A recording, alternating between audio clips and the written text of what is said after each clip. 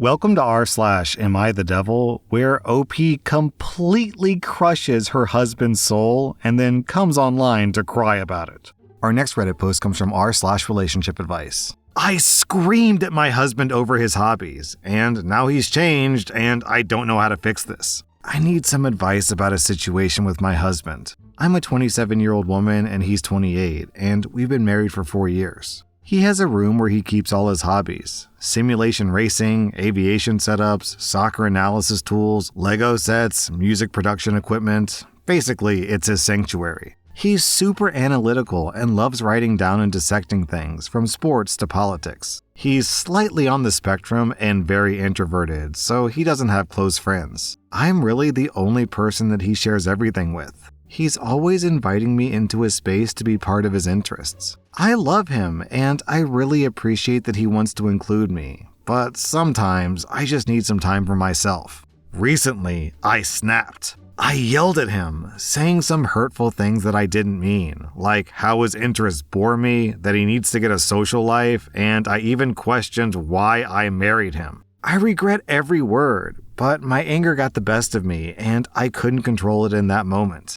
Since then, he's completely changed. He stopped spending time in his room, moved to sleeping on the couch, and barely talks to me. He even ignored our usual tradition of watching our home nation soccer team play, something he'd never skipped before. Instead, he was working on his laptop, breaking our no work at home rule. When I asked him about it, he said that he didn't care about the game and mentioned that maybe he should be more like his father, who's a workaholic and whom my husband idolizes. He even added, I don't blame him for divorcing at that age now. I've apologized multiple times, but he just says, it's okay, maybe you're right, and shuts down any attempts I make to talk about his interests. I'm terrified he's considering divorce. I know I messed up, but I don't know how to rebuild trust and help him feel valued and loved again. I don't want to lose him, but I'm unsure how to approach this and make amends. OP, you blew a gasket because your husband wanted to show you his hobbies?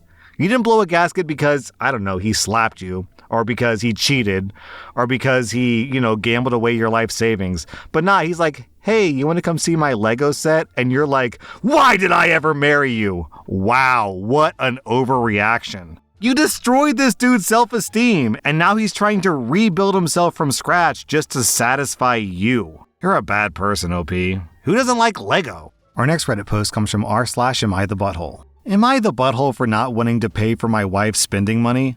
Before the birth of our daughter, my wife and I both worked full-time in low to middle-earning jobs, with my wife earning a bit more than me, but not by much. My wife returned to work out of necessity when our daughter was 3 months old. Her mental health became pretty bad, and she has a minor disability that makes work life a little hard, and she found it a bit worse after having our daughter, but we had to do what we had to do. My wife's nan, who sort of raised her and was the only family she had, passed away when our daughter was 6 months old. My wife inherited everything her nan owned.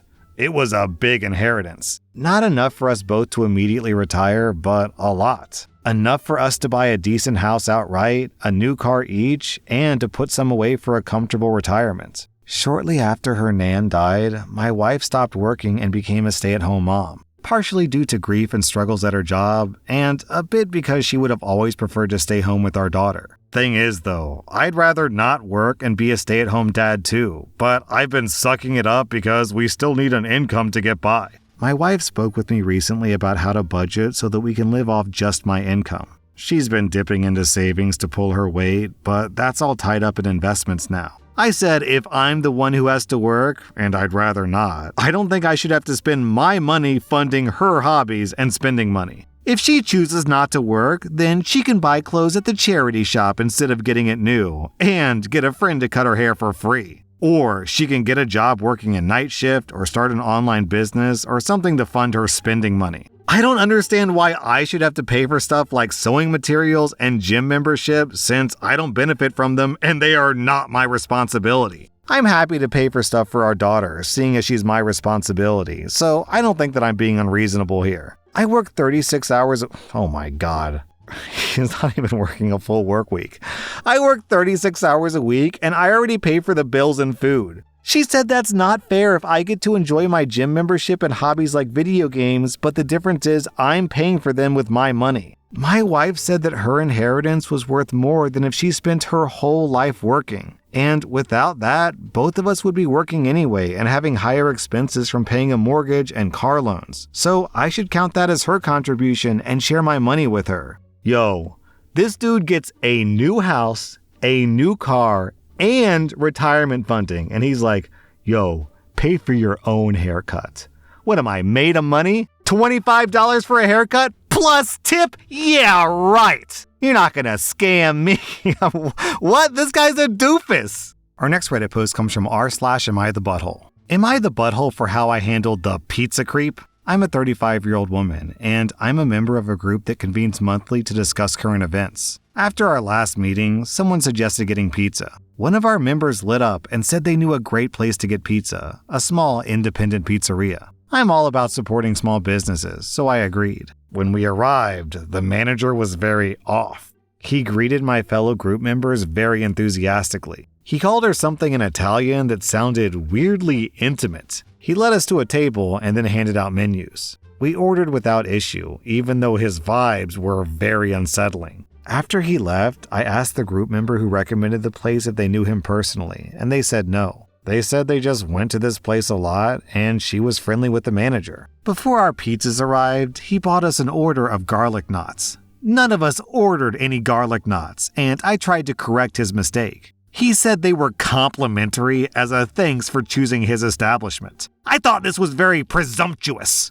After he left, I mentioned to the table that I thought it inappropriate to serve food that no one ordered because someone might be allergic. The group member said the knots were made from the same type of dough as the pizzas that we all ordered, so there was no way that anyone was allergic. Still, I didn't eat any. After our pizzas arrived, we ate without issue. The problem was when the bill arrived. No one was charged for their drinks, even though the prices are listed on the menu. I pointed this out to the manager, to the annoyance of the group. He said that it was a perk of being a regular. I said that I was not a regular, and he said that he hoped I would decide to become one after today. At that point, I'd had enough. I said his behavior was creepy and asked for my bill to be fixed. He looked upset, but he took the bill. The other members of the group got annoyed with me. The one who had recommended the pizzeria was visibly angry, saying that I embarrassed them and potentially ruined the awesome discounts they get.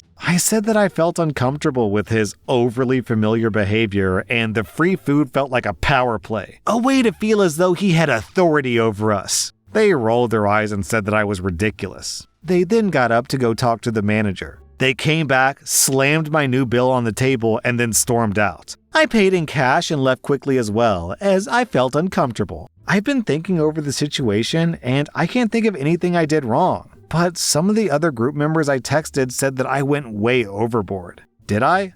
Man, alright, we read a lot of stories about Karens, and just people who are like mean and dumb for no reason. And it's really interesting to read stories from r/Amithedevil because we see into the brains of these stupid, bad, mean people who gets insulted by garlic knots. Yo, it's free bread, and she started frothing at the mouth over free bread and free sodas? What? Her life must be literally nonstop misery if she constantly interprets every single tiny, innocent, meaningless gesture as some evil manipulation power play. I kind of feel sorry for her, to be honest. Our next Reddit post is from r/relationship advice. I'm a 24-year-old guy, and my 22-year-old girlfriend doesn't feel motivated to do more around the apartment because I don't contribute enough financially. My girlfriend is overall a really wonderful girl, so just so y'all know, I do love her.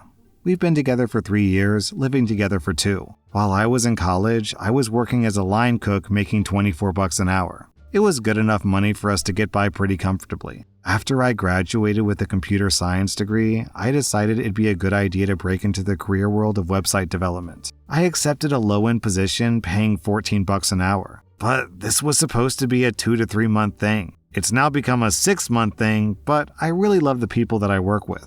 Plus, I found out just a couple of months of experience in programming wasn't enough to get those higher paying jobs, so I haven't bothered applying quite yet, much to my girlfriend's frustration. My girlfriend has been at the same job the last 3 years while she's been in college. She serves at a fine dining restaurant part-time. It's pretty good money for only working 4 days a week. But she was diagnosed with some serious health issues about 2 months ago. Basically, it's 2 autoimmune conditions. This has led to a pretty big increase in expenses due to medication and healthcare. When I noticed that things weren't quite as clean as usual, I thought maybe she was depressed. It's not dirty around the house or anything, just sometimes I come home and the dishes still aren't done, or she forgets to do the laundry, or the bed isn't made. It's not filthy is what I'm saying, but it's not nearly as tidy as I like it to be. Furthermore, she's been just meal prepping me casseroles to eat through the week instead of her usual meals, which were more home cooking, I guess you could say. Alright, hold on, I gotta stop right here. I just assumed when it came to splitting up chores, I assumed that OP was the one who did the cooking because he literally worked as a line chef, so I guess he is good at cooking and he likes cooking, but she does all the cooking too? Man. But when I asked her about her mental health and that being why things weren't as nice around here as usual, she said that she simply isn't as motivated to do all her usual elaborate work around the apartment when she isn't being financially supported sufficiently. And that if she's going to be bearing the majority share of the finances, then we can split the household responsibility the same way. I was flabbergasted. I didn't realize that she had such a transactional and shallow view of our relationship,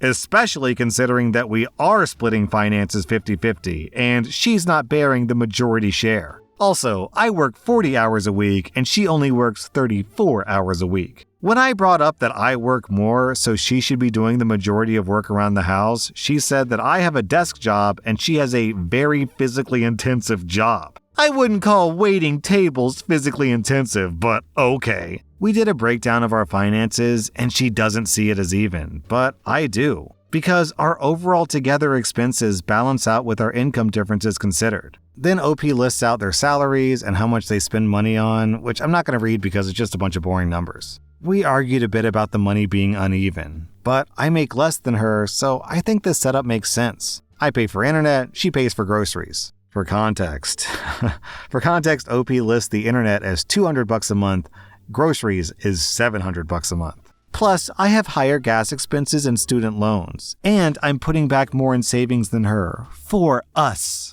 I suggested that she spend less on groceries. She said that she tries, but with her new special diet she has to eat, groceries are much more expensive. Plus, I've been doing a lot of weightlifting, so I've been getting into bulking, so yeah, I do eat a lot. I also suggested that she works more, but she said that's just too much with her school schedule, and her disability makes her exhaust a lot more easily these days. Then I tried to remind her that eventually I'll get a higher paying position. I just have to build up a good resume. She says I'm not doing enough to get a better job, which I found pretty rich considering she's an English major. As if we'll ever see a return on that degree. As an English major, can confirm it is pretty worthless. Thankfully, she's on a full-ride scholarship, so we're not sinking any money into it, especially since it's an expensive school. But it gets me that she's pushing me to get a job that pays at least $20 an hour again when she probably won't ever be able to get a job paying any more than that with her degree. I tried to push her into STEM, but she wouldn't go for it. Yo, OP has a girlfriend who works and goes to school and cooks and cleans, and he's complaining. Cool. OP sounds like such a winner, such a catch. Alright, okay. This next post, guys, this comes from rSlash breast cancer, which is a support subreddit about women suffering with breast cancer. So you gotta keep that in mind to understand what makes this post so bad. I don't really know where to go. I'm just looking for ideas and support. My wife had a bilateral mastectomy. She survived and is cancer-free. She went through the reconstruction process and got fake boobs with the skin pinch nipple and areola tattoos. I know that I should be thrilled, but I don't know how to deal with my sadness over losing her breasts. The reconstructed ones just aren't the same. I feel terrible, and I know that I'm a piece of garbage for obsessing over this, but I don't know what to do. I'm sorry for putting this on y'all. But does anyone who's gone through this have any advice? I'm seriously grieving and don't know what to do. It's so stupid, but I can't help it. I feel terrible. I don't deserve help. I should be happy. I know, but someone has to understand how I feel. Please? Yo, imagine going to a doctor and finding out you have cancer and you're probably gonna lose your breasts And then you go online to a support group thinking, oh, maybe other women who have gone through this will make me feel better. And then you, Jesus. And then you, God, you come across this post of this dude complaining and making, oh God, this dude. Oh my God. How self-obsessed and clueless do you need to be to post this to a self-help group? Oh my God. That was rSlash Am I the Devil, and if you like this content, check out my podcast where I publish the exact same episodes. Also, hit that subscribe button because I put out new Reddit videos every single day.